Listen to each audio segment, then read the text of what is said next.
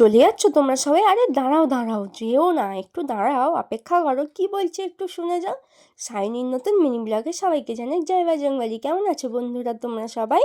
আশা করছি সবাই খুব ভালো আছো। তো দেখো, তোমরা সবাইকে এটা ভাবছো আমি এত জিনিসপত্র নিয়ে কেন বসে আছি? তার কারণ আছে একটা, বলছি বলছি, দাঁড়াও একটু অপেক্ষা করো। আগে আমি নিজে একটু ভেবে নিই। দেখো, আমি হচ্ছে একটা ছোট্ট মেকআপ আর্টিস্ট, আর আজকে ছিল আমার একটা মেকআপের বুকিং। হ্যাঁ, আজকে ছিল শুক্রবার 7 তারিখ, আমার ছিল আজকে একটা আশীর্বাদী মেকআপের বুকিং ছিল, আমি যাবো সেখানে। তো দেখো, তার আগে আমাকে তো এই জিনিসপত্রগুলো গুছিয়ে নিতে হবে, তাই না বলো? তাই জন্য মা আমাকে এই ছোট্ট মতো ব্যাগটা দিয়েছিল, বলেছিল এর মধ্যে তুই কিছু প্রোডাক্ট ঢুকিয়ে নিতে পারবি। তো আমি সেটাই গোছাতে বসেছিলাম, যেহেতু আমাকে দুপুরবেলা বেরিয়ে যেতে হবে খাওয়া দাওয়া করে। কারণ আমি না শুনেছি এই কথাটা, যে মেকআপ আর্টিস্টের না, আমি নিজেকে যদিও বড় মেকআপ আর্টিস্ট বলাটা ভুল কথা, আমি কখনোই বলবো না, কারণ আমি একজন তুচ্ছ মেকআপ আর্টিস্ট বলা যায় আর কি।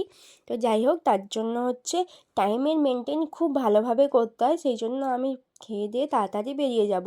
তো ওই কারণের জন্য আমি এখানে সমস্ত জিনিসপত্র আমার যা যা আছে সেই জিনিসপত্রগুলো আমি গুছিয়ে নিচ্ছিলাম ভালো করে। একদিকে আমি বলতে গেলে কালকে রাত্রেবেলাতেই সব কিছু জোগাড় করে আমি এক জায়গায় রেখে দিয়েছিলাম, খালি সকালবেলা উঠে জিনিসগুলো আমি ব্যাগের মধ্যে নিয়ে গুছিয়ে দিচ্ছিলাম। এদিকে দেখো, ছোট্ট জিনিসপত্রগুলো আমি গুছিয়ে ওই ব্যাগটার মধ্যে রেখে দিয়েছি, আর এই যে বড় জিনিসগুলো আছে, এই বড় বড় জিনিসগুলো আমি ব্যাগের মধ্যে নিয়ে নেব। এদিকে দেখো, তুলিগুলো দেখতে পেয়ে, তুলি না সরি, ব্রাশগুলো দেখতে পেয়ে আমি একটু ঢং করছিলাম আর কি, আর কিছুই না। তো ব্রাশটা ছিল, ওটা নিয়ে আমি একটু গালে লাগাচ্ছিলাম, আর এদিকে মা এসে আমাকে বলছে তুই কী করছিস, আমি থোড় রান্না করছি, একটু দেখবি আয়। যদিও আমি থোড় খাই না।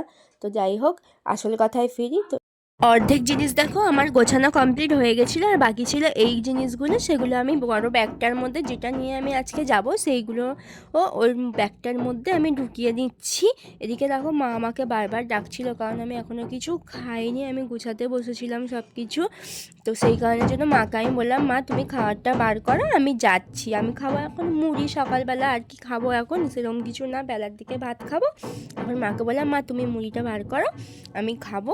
তো তার জন্য দেখো, এদিকে আমার গোছানো কমপ্লিট হয়েও গেছে। আর বন্ধুরা, আমি কেমনভাবে আজকে মেকআপ করবো ওই দিদিটা তোমাদের সাথে অবশ্যই শেয়ার করবো। ততক্ষণ সুস্থ থেকো, সাবধানে থেকো, কেমন লাগলো অবশ্যই জানিও। টাটা।